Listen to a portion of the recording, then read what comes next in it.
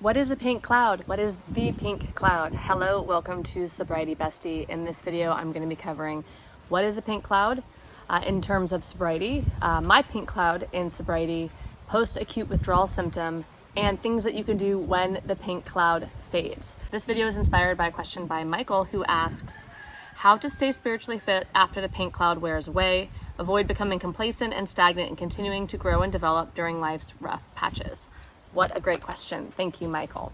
So let's start with what a pink cloud is, just so that we're on the same page here. Now, there is no official thing scientifically as a pink cloud. There aren't data on this that define like a real existing thing. Like there is, you can Google and find pink cloud syndrome, but it's not an actual syndrome. It's more like a phenomenon that has been observed in some people, not necessarily within a scientific study, that some people go through this specific phase in early sobriety, it's usually referred to. But when I look into this more and think about this more, like I could say that I've had a pink cloud in in a lot of new exciting endeavors in my life, that feeling of exhilaration. So a pink cloud is like the honeymoon phase. Like think about like when you're in a new relationship or something and you're in this so-called honeymoon phase. So that's how I think about the pink cloud. It's like these feelings of euphoria and optimism and anything is possible and this is amazing and I'm so excited, and heightened optimism with a feeling of like, I got this, like this is so cool, I'm so excited about life. And especially like when we get sober and we're in early recovery or early sobriety, most of us are coming from a place of feeling hopeless, helpless, and despair. If we had a more, depending on where we're on the spectrum of addiction, that's probably how we felt. I know that's how I felt. I did feel hopeless and helpless. So getting sober, it felt like a second shot at life. I've heard it been called in recovery like a new lease on life. And so I did feel like I had a second shot at life. I was about to die, and I didn't have to die, and I got to live. So I absolutely was ecstatic. So my pink cloud did feel real to me. I did feel like I was on a euphoric high to be sober. Not every day, all day long. Part of me was like wondering, especially in rehab, I was like, I didn't think it was possible to go a year without drinking. And I had no desire to go like my entire life without drinking. I couldn't imagine spending my entire life not drinking. It's hard to think that way. It's hard to think I'll never do this again. And so that's where something like that, like just for today, is really helpful. Like I'm just not going to drink today, right? So I learned these like techniques that helped me keep essentially my pink cloud going, right? Because I can do things for my recovery today. I can do things for my sobriety today. And so that gave me a bit of a confidence that like I can get through this day. I can get through this morning, this afternoon, this evening without drinking. And so breaking it down into bite-sized pieces helped. And that helped me have this feeling of a pink cloud. Other things that contributed to my pink cloud in sobriety, and maybe this is what you're experiencing too, is, I wasn't blacking out anymore. There was no more blackouts. I wasn't having regrets. I wasn't wondering what I said or why somebody is mad at me. I wasn't losing expensive cell phones. It wasn't, my memory was intact, so there was a lot of things to be grateful for or happy for, just not to be in like the tragedy that can be some of our bottoms with alcohol. I also had a lot of freed up brain space because I wasn't constantly thinking about where am I going to drink, who am I going to drink with, planning about my drinking, thinking about everything, thinking about what did I say last night or managing it, and always having the narration in my mind be so around my whole alcohol filled life. So there was a lot of free brain space from that, and it changed into like, oh my gosh, I get the second chance to live. Oh my gosh, like, I was probably about like between 30 and 60 days sober. So I went to a 30-day treatment center for rehab in September 2009. And then the night that I got out of rehab, if you've seen my video here, the night that I got out of rehab, I'll post it up here. I went to a meeting of Alcoholics Anonymous, and somebody within that 30 to 60 days, like my first 30 days in AA, said to me like, I was like, how am I, I was really bummed. I was like grieving the loss of alcohol, right? So in a sense I was on a pink cloud, but I also had a lot of grief about losing my, so-called best friend, booze. And so I was like, I can't imagine never drinking again. And she's like, you never have to drink again. You never have to drink again. And so I got into that mindset. Like, I never have to drink again. I never have to have a hangover again. I never have to like wonder why people are mad at me again because of a blackout. So I felt left out on a lot of stuff, but But then the flipping of that is, what was I left in on? I was left in on feeling amazing in the morning. I was left in on not spending all that money and having more money for savings. I was left in on remembering pretty much everything that I experienced, right? So I was left in on a lot of stuff. So instead of feeling left out on a lot of stuff, I was feeling left in on a lot of stuff. And so for me, the pink cloud comes down to that perspective, like the euphoria that comes from the perspective shift we have in early sobriety. That would be like one of the main places that I know that my pink cloud came from, but also in general, if you just look at this as like what's actually happening.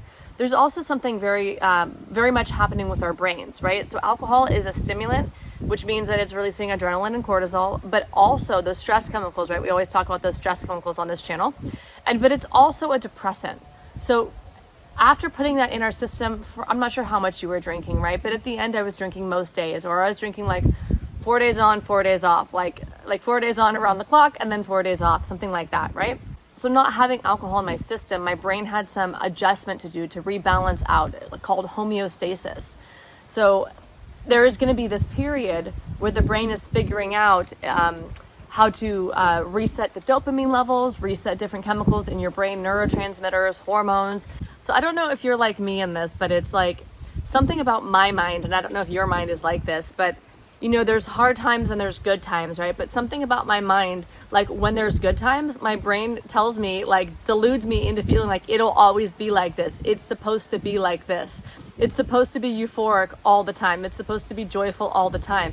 And that's not what life is. That's not how brains work. That's not how life is, right? So when I'm on the pink cloud, my brain is like, this is how life is supposed to be, this euphoric state. But and alcohol also can create that, right? If we drink a certain amount of alcohol, it can put us into a euphoric state where we feel everything at us in a similar kind of way, drunk, right? And so that's not actually like when we take alcohol out of our system. When I took alcohol out of my system, I got to really understand actually more about my emotions, more about my nature. And over the years of being sober, it became more and more clear as I, had time off of alcohol and off of benzos that I took as prescribed daily for 2.5 years. So getting the alcohol out of my system and the benzos out of my system, my brain had a journey to homeostasis, to balancing out. And then I could see my natural rhythms where there's good times and there's bad times. There's seasons, right? Like there's seasons where it's hot, it's cold. There's summer, there's winter, and it shifts, or maybe not in tropical places. But you get the point. Like our emotions fluctuate. There's the good times and the bad times. They're not even like, in the way that I look at it now is I don't even consider like so-called negative emotions or emotions that we typically don't prefer, like the more difficult emotions. They're not bad. They're teachers. They're incredible teachers. Like I love grief. I fell in love with grief in my healing journey because it's so rich, especially like major loss. Like it is such a rich feeling to like have barrel through your body. It's like being in a thunderstorm or a lightning storm and just feeling all the rain on your body and just being like really present with it, And so I've learned to have a new relationship with my emotions. I'm getting ahead of myself and talking about when the pink cloud fades away. Now let's talk about something called post-acute withdrawal symptom, or PAWS. So PAWS is a phase that some of us experience in early recovery where we go through these might experience these symptoms. These symptoms include difficulty concentrating, memory problems, sleep issues, fatigue, stress sensitivity, depression, fatigue, anxiety, mood swings.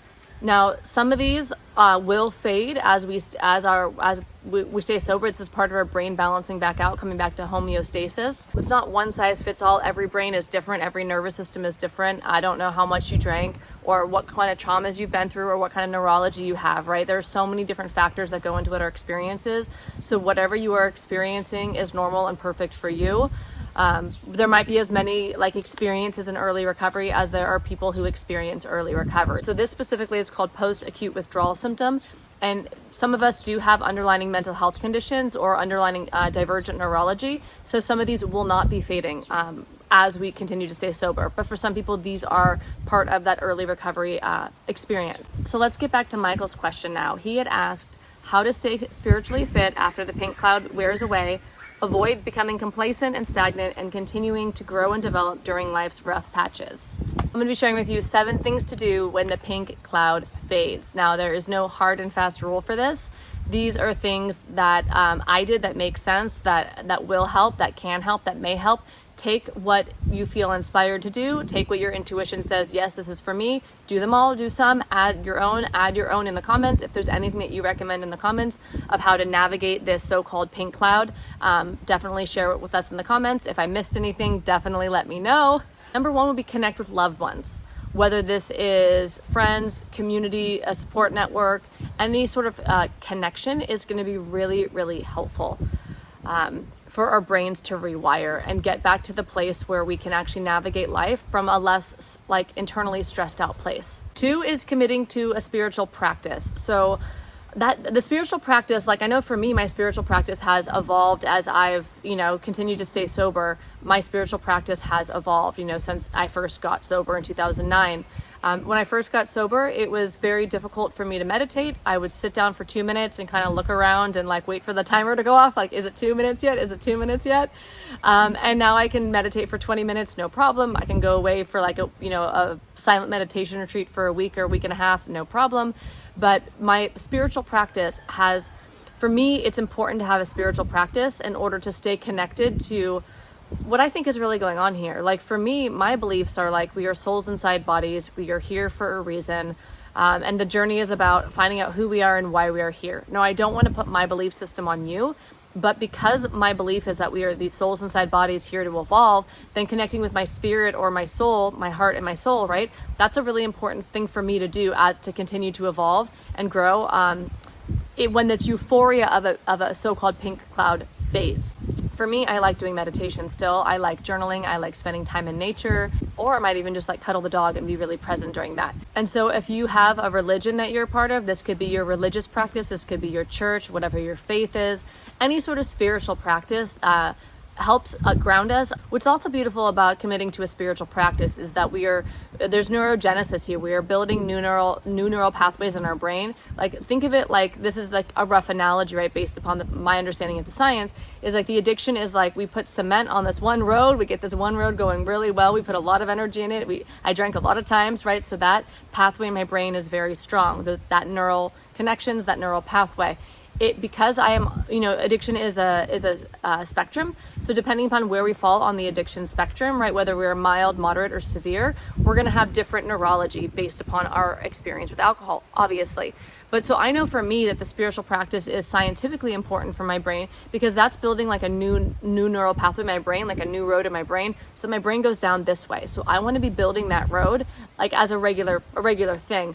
Also, I do have sometimes feelings of euphoria through my spiritual practice. I'm not doing it to create a pink cloud, but when I pray, when I meditate, when I connect with the powers that be and my intuition and my soul and the spirit of the universe or ancestors, right? However I'm connecting, I do feel I feel good, especially if I'm talking in my head, I'm making requests, I'm asking for guidance, and then something appears in my field.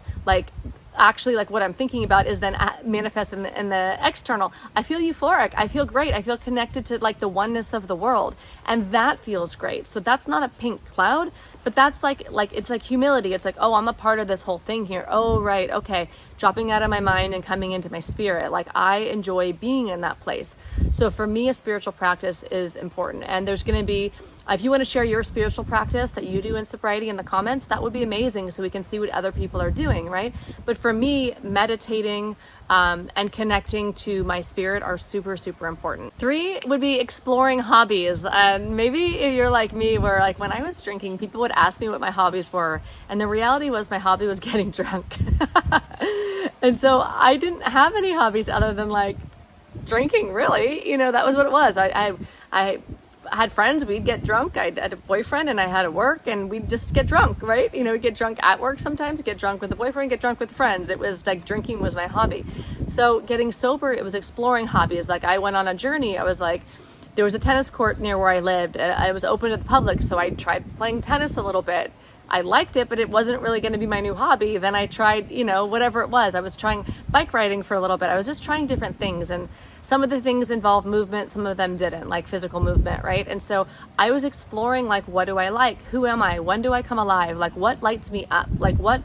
What do I enjoy doing? Like if I'm not drinking, how am I going to fill this time in a way that is enjoyable? How can I even maybe do it in connection? So if I'm doing a hobby like tennis, I'm playing with somebody else. One of my hobbies, if you can call it a hobby, was going for walks in nature. Now this is something that it's not necessarily like a hobby, right? But like, I think it's another great thing to do when the so-called pink cloud fades, is to spend time in nature. Whether that is where you're doing your movement practice, which is another step, or if that is going to be, you're going to have a hobby that takes you outdoors and you can do something outdoors. I love being in nature. If you scroll back on my YouTube to like when I started a decade ago, most of my videos, I'm outside. I like being in nature. I feel more inspired. I feel more in my spirit.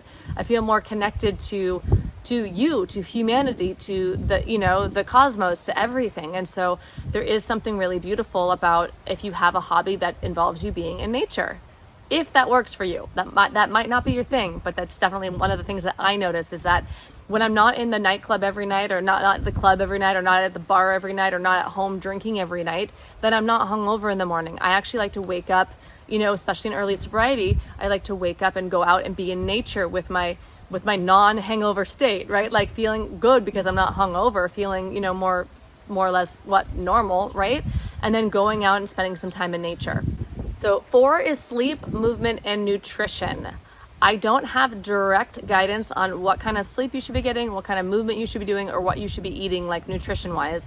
Although those are really important things for balancing ourselves out, especially if we're coming off of this euphoric pink cloud and we're trying to figure out, like, moving forward, who am I in this world? How do I regulate myself? How do I feel good? Generally, I want to feel good sober. And that's not always about being euphoric, right? That's about the grief that I mentioned, like falling in love with grief, right? Like learning to love everything inside. So what kind of movement do you want to do? Our bodies love movement. Are you able to move your body? Do you have a body that enjoys certain specific kinds of movement? Like my body enjoys yoga. Like what does your body love? Like my body also loves running a little bit of running, like, running for 3 minutes, walking for 3 minutes, running for 3 minutes, walking for 3 minutes, something like that. So what does your body love? What kind of movement does your body love? Light stretching, bodybuilding, like, figure out if there's a movement that your body loves. That really helps us, our brain be happy and healthy and regulate and just feel good. Also sleep. Like I know I need 8 hours of sleep a night. Like if I sleep less than 8 hours a night, like my brain isn't working as well. My mood isn't as even or stable or regulated. I'm a little bit more stressed out. So if I sleep 4 hours, forget about it.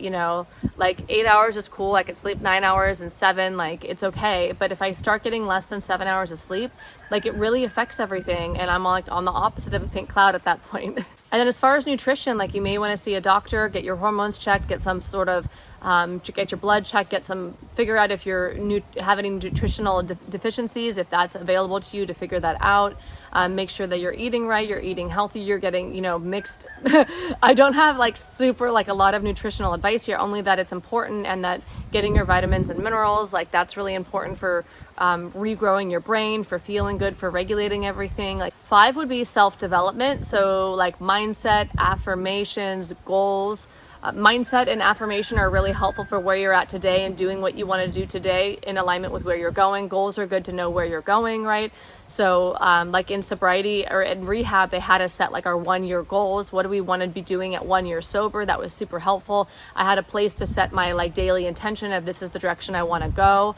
And I started to, put myself out there in that direction. And it ended up like that dream that I had in rehab, my 1-year dream, like that became my reality. I wanted to be an international consultant. I had never been an international consultant before, but the field that I had worked in before, I knew a lot of business owners because I had worked with them, the company I'd worked for before I got sober. And so some of those companies I had worked with hired me to come abroad and overseas and consult with them because I had a lot of industry knowledge for where I had worked before. So I put myself out there in that direction. I wanted to travel. I like to travel, that's my hobby. But I wanted to travel the world and work at the same time. And so that was like my intention in rehab. That was my goal. I had no idea how it was going to happen. And these companies, some of them happened to be overseas.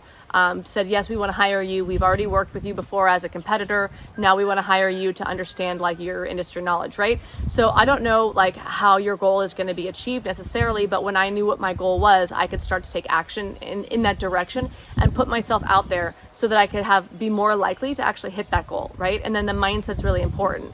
I looked up affirmations that I didn't believe at the time that I wanted to believe, and I wrote them down. I had about like 8 or 9 affirmations, and I put them in front of my toilet so that at least twice a day, in the morning when I'd, go pee, and at night when I'd go pee, I would read the affirmations. I would sit there. Why is this embarrassing? And I would read the affirmations in the morning or the night to help give my brain, this is what I want to believe. This is what I want to believe, right? And after a year or two, all those things that I had written down that I didn't believe when I wrote them down, they had seeped. They were like seeds planted in my brain, and they were my new belief at that point. So then I wrote new affirmations down. These are the new things that I want to read. And I like rinsed myself with them daily until they became my new mindset, my new way of thinking. So affirmations are super great with that repetition, right? Whatever we tell our mind over and over again, it will believe. It tends to believe it, right? We can condition ourselves with the beliefs that we want to have. So I think goal setting and mindset is super important, especially as we're navigating our way off of this pink cloud and continuing to grow and expand in sobriety, is that we have this direction that we're going, and then we align our mind with where we want to go. So 6 would be practicing relaxation techniques. This for me was vital. This probably is going to be vital for most people, depending upon how dysregulated you are, right? So a lot of us are neurodivergent. We might be more dysregulated just naturally than people who are neurotypical. So neurodivergent is things like ADHD, dyslexia, autism. And so some of us are going to be dysregulated, right? Or that we haven't addressed our trauma yet, which is going to probably be a lot of us in sobriety, like in early recovery. When we're coming off that pink cloud, if we haven't done the work to heal our trauma, we're going to probably tend to be dysregulated as a result of that. So there's a lot of reason to want to practice these calming techniques so we can feel comfortable in our skin. So I got sober in 2009. In 2010, I started sponsoring women in sobriety. So I started working with women in sobriety in 2010. In 2012, I launched a business that essentially does exactly this, helps people calm their nervous system. I became obsessed with fear and anxiety and helping people learn how to calm down because I saw that it was vital for me and for other people too. So my suggestion is to get a toolkit of calming techniques that you can do regularly. I would suggest to do them daily if you can. This could be things like meditating, focusing on your breath, calming yourself down, doing progressive muscle relaxation. I actually teach a lot of this over at sobrietybestie.com, and there's other videos on my channel that speak to it too. The general vibe is that having calming techniques in your toolkit is going to be super important. It was for me, like to know how to calm yourself down in the moment. It's a game changer. Because when you can calm yourself down in the moment and you have an ongoing calming practice as well that you're doing, then you can live your life from conscious choice. We don't have access to conscious choice when we're dysregulated. We're in a part of our neurology, a part of our nervous system that it's in fight or flight. It's reactive. So when we can calm ourselves down, then we have access to the part of our brain that can consciously choose. And that's what we want if we want to recreate our life and be more regulated after this pink cloud wears off. This is actually making me think that I should probably put my progressive muscle relaxation meditation on YouTube. And if I do, by the time you see this, I'll put it up here. That will help you calm down.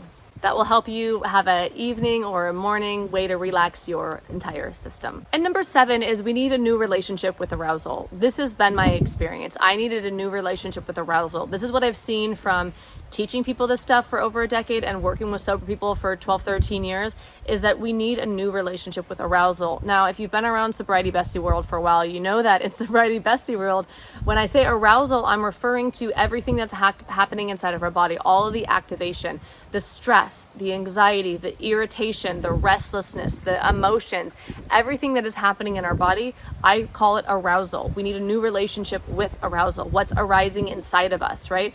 Arousal is more of a scientific term, talking about our general activation of our sympathetic nervous system. You probably heard me talk about autonomic arousal before. That is, our autonomic nervous system is aroused. So when our autonomic nervous system is aroused, whether it's fight or flight, whether it's stress, anxiety, anger, emotion, grief, right? Whatever it is, we need a new relationship with that. That is key to living as your true self, to living comfortable in your skin. Like for me, when I got sober, my first desire was to feel comfortable in my skin. In order to do that, I needed to know all this stuff, but I really needed a new relationship with arousal. Then I wanted to find out who I am, and then I wanted to find out why I'm here. Like that was the order of my inquiry when I got sober. And so having this new relationship with arousal, like before our relationship with arousal, or mine was, I don't like how I feel. I don't know how to navigate how I feel. I am having a feeling, whether it's anger, sadness, rage, happiness, celebration, and all of these feelings, whether I was celebrating or whether I was angry, I would put alcohol on top of that feeling. That's how I related to my arousal before. I avoided it, I numbed it out, I covered it up. That was it. So we're sober, we don't have alcohol anymore, right? And I was off benzos as well. And then I quit smoking cigarettes at 6 months sober. So it was like, oh my God, what do I do with all this arousal, right? Well, I need a new relationship with it where I'm not avoiding it.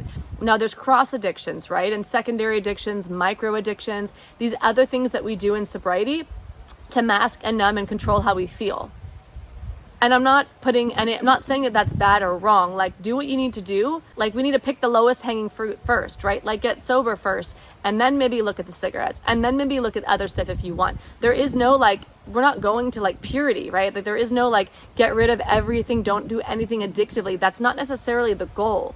The goal is a thriving life, right?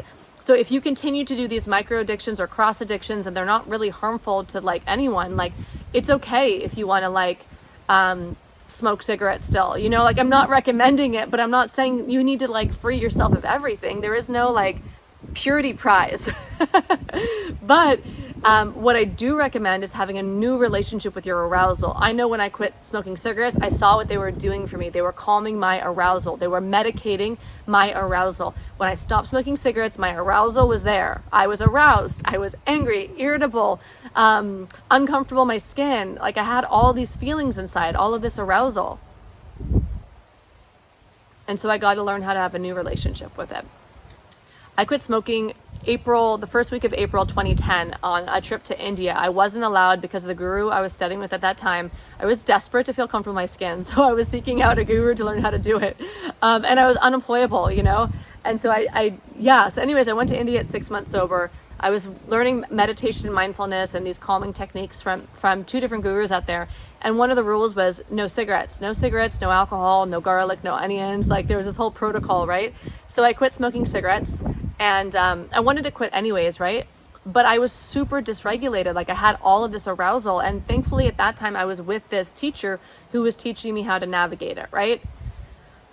And I had such a transformative experience with it that people started asking me, within 6 months or so, what are you doing? And that's when I started teaching this. That's when I became obsessed with learning everything about arousal. And I don't mean sexual arousal, right? You get that, right? At this point, that is one kind of arousal, but I'm just talking about really stress, anxiety, God, all those feelings that we don't want to feel, that taking the edge off, the edge. When we say taking the edge off, what is that edge? The edge is the arousal, right? And that's what we get a new chance to learn how to be with, to navigate. And so my invitation in all of this Sobriety Bestie world, and the reason why I make these videos, and the reason, the core of what I love to teach and what I think is super vital, is to become an arousal lover, to have a new relationship where you learn to love your arousal. That sneak peek I was telling you when I learned to love grief, I fell in love with grief. I don't prefer it. I prefer, to be clear, I prefer joy, but I've learned to love grief. You hear people talk about sacred rage and stuff. We could learn to love our emotions. We could learn to love all flavors of our arousal. Now this video, I'm noticing it's already gone on long enough. I do have a video where I go through all of this in more detail. It's my arousal roadmap. If you go to, maybe you already have it. If you do, let me know what you think of it in the comments. If you go to sobrietybestie.com/roadmap, there's a 1-page PDF that you can print out and put somewhere, the 7 steps on it. And then there's a longer video, a 40-minute video that unpacks it and explains it. This is my guide, my roadmap to having a new relationship with your arousal, which is vital, in my opinion, if you want to thrive sober, if you want to feel good in your skin, if you want to feel good sober. And remember, feeling good sober isn't about feeling good all the time. That's delusional. There is no permanent pink cloud, right? We go up, we go down, we go up, we go down. That's life. But feeling good sober to me is about knowing how to feel good. Like when a feeling comes, I know what to do with it. I've learned how to do with it. I can navigate my emotional world. I don't need a substance to throw on top of how I feel or on top of my arousal, because I know how to engage with my arousal. I have a new relationship with it. I use my consciousness and my understanding of the nervous system to transform, to transmute, to heal my arousal. Said another way, I'm healing my unresolved trauma through this new relationship with my arousal. That's how we truly get free. We need a new relationship with our arousal. I'm feeling like, my energy, I'm like, we need it. We do though. Like, that's my greatest wish, is that I could, if I can inspire you to, it's going to make me cry. If I could inspire you to have a new relationship with your arousal, that would be so cool, for me, that would be so cool. If you hear anything that I say ever, it's that you have a new relationship with your arousal, with your inner world, that you're no longer afraid of what you feel inside, that you've learned to love it. All parts of yourself are welcome, that you learn to love the unlovable parts inside of you, and that you learn to appreciate all different aspects of you, and you come integrated to whole and to healing, finding out who you are and why you are here. And to me, it is vital to have this new relationship with our arousal in order to do that. So, maybe you're on a pink cloud, maybe you're off a pink cloud, maybe you don't even know what a pink cloud is, but having a new relationship with your arousal is loving the pink cloud and loving the black cloud, whatever the opposite of the pink cloud is, the opposite state, right? Whatever state you have, being in the experience in the moment, whatever is here is okay. I don't need to change how I feel. Now, this might be a little too advanced if you're in the beginning. I did need those cigarettes in the beginning. I tried to quit smoking at 90 days sober. I almost, I can't say I almost relapsed, but it was very difficult. I locked myself in my apartment for 3 days and tried to quit smoking. New Year's Eve turning 2010. So I was 90 days sober, and I was like, I'm going to start the new year off without smoking. And it was really hectic. And my sober friend showed up at my house on New Year's Eve with a pack of cigarettes. And we got in a cab. I went with her to this a recovery meeting, New Year's Eve dance. And she's like, don't quit smoking. You're going to get drunk. Now, I don't know if she if that, was true or not. You can't look at if she didn't do that, I would have got drunk, right? But it was hectic and hard. I didn't have the tools yet. I didn't know how to be with my arousal. This is why I say there's no gold star and this purity idea of you have to quit everything right away. No, I think we need to learn how to feel comfortable in our skin. I needed to learn how to feel comfortable in my skin. So I hope I've said anything in this video that resonated with you, that was helpful to you, especially if you've watched this far. Thank you for coming on the journey of this video with me, the pink cloud. And, pink clouds will come and will go. I certainly had a pink cloud when I got sober. It came and it went. Some of it was feeling high off of God. I've had a pink cloud in, new romantic relationships. I had a pink cloud when I moved to Bali, Indonesia, a 6-month pink cloud when I moved here, right? Everything was amazing and I loved it and I thought it would always be that way. But life isn't meant to always be our head in the clouds and that pink cloud, right? Life is all of it. There is no it should always be one way. We are these energetic beings and things come and they go, and I learn from the hard times and the good times. I love the euphoric times and I love the grief and the anger and learning about my anger and healing it. I love meeting my shadow and transforming it and transmuting it, So I think life is really a journey about learning to love everything inside of us. And I'm not at that point yet where I love everything all the time, but I'm on the journey where that is my intention. When things come up, that I go in with my intention and I have that new relationship with my arousal now, where I can meet my arousal with my presence and love myself in that moment. On that note, actually, I'm just realizing, self-love and sobriety. If you haven't already seen, I've written a book on self-love and sobriety. So it's called The Heartgasm Revolution. I'll link it below. It is a mind-blowing guide to self-love. It is about emotional sobriety and self-love in sobriety. These are the practices that I learned in my first 5 years of sobriety and used in my first 5 years of sobriety, including when I was teaching other sober people how to feel more comfortable in their skin. So if you feel called to that book, go ahead and get that and let me know what you think. I would love to hear from you in the comments. And yeah, I think that is all from me today. As always, I wish you much peace and freedom on your healing journey. The journey to uncovering who you are and why you are here. I'll see you in the next video.